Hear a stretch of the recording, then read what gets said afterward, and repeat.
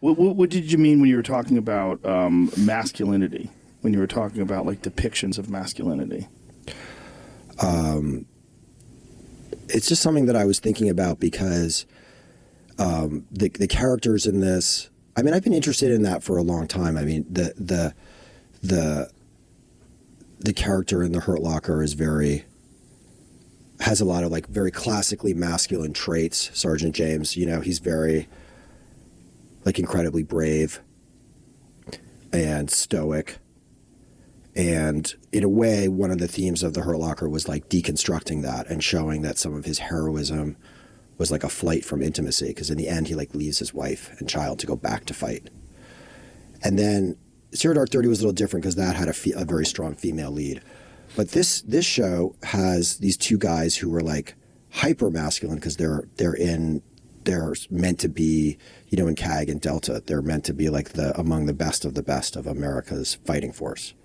So as an opener, most people will look at that and be like, these are real fucking men.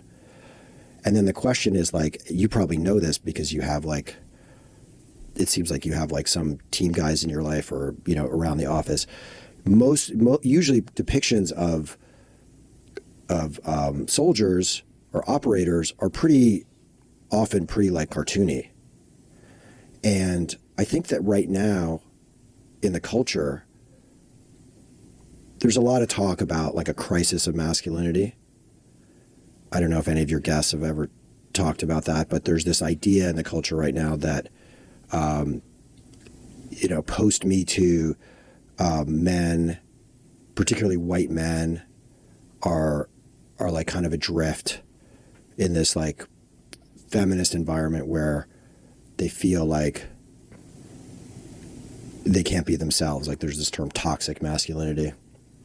And we can talk about whether or not that's true and how big of a problem that is. But what I don't think is really debatable is if you look at like the net amount of like images in the culture, there really aren't that many portrayals of men right now where the men both embody like classical masculine traits and are also pro-social, not assholes. Right. Yeah, they're not mutually exclusive. They're not mutually exclusive. Right, but they are often in media depictions. In media depictions, they are, unless it's like a superhero. Yeah. So unless you have like blue lightning coming out of your ass, it's hard to find, you know, and that wasn't always the case. Like if you look back in the history of movies, you see all kinds of portraits of men who are have a more like nuanced kind of portrayal. Mm.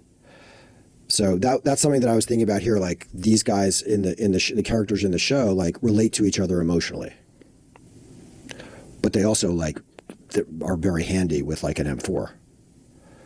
That's not something you really see very often, and I think that there's an interest in that. I think there's a hunger for that. It's sort of what I think is part of why you're. Again, this is not to take anything away from like your intellect or your humor or anything, but I think it's part of why like people gravitate to you is because you represent, I think, a certain kind of masculinity, which is rare. I don't know that it's rare like in the world, but it's like rare in the media culture. In that you're like very, you know, you're not like one of the big I think men and women, by the way, are like more the same than they are different. Like there's what makes a good man and what makes a good woman are like the same things, right? Like we want men and women to be kind and like compassionate and curious and responsible. Those are all, but there are certain traits that are, you know, modulated by testosterone that are much more inherently male than female. Like violence is one of them. Yeah.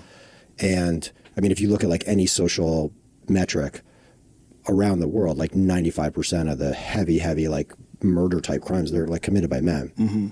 But the other one is like an appetite for risk and danger is also like I'm not a scientist, but my understanding is also associated with that molecule testosterone that men have that women just don't have as much of. Right. And it acts on your brain. It acts on your behavior. So, you know, and that's something like violence is something that's like a kind of a part of your like public persona. I mean, within the context of a sport, obviously. Mm-hmm. And it's just rare that you see that coupled with vulnerability coupled with intelligence.